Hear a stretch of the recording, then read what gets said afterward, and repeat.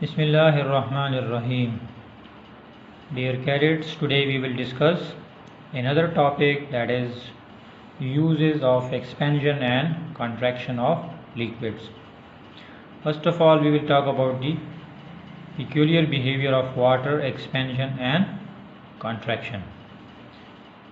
Before the definition of peculiar behavior, we will explain the peculiar behavior of water. After the explanation, we will able to define this.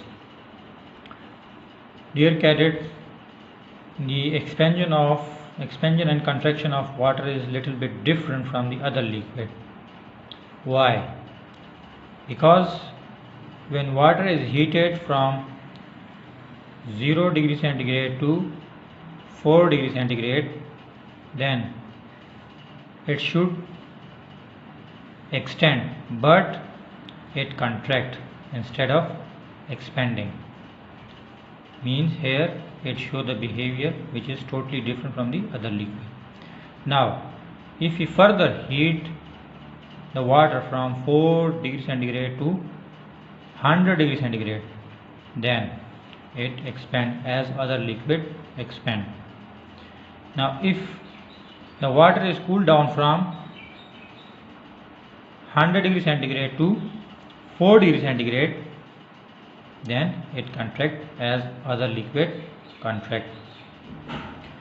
When it is further cooled from 4 degree centigrade to 0 degree centigrade, then instead of contracting, it expand. Here the behavior of water is different from the other liquid.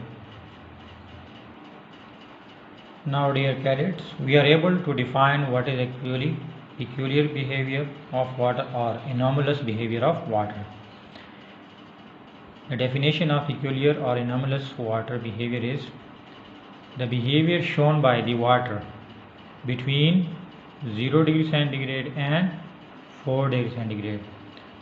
That behavior is called peculiar behavior or anomalous behavior of water.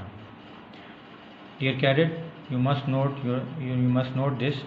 Due to anomalous or peculiar behavior of water, the aquatic life is able to survive during the winter.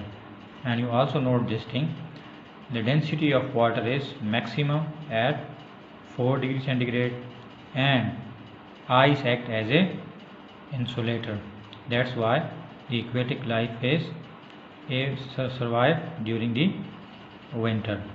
And water, when in a shape of ice, has a hexagonal shape, due to which the volume of the water is, or the density of ice is less than the water density, so it will float on the water.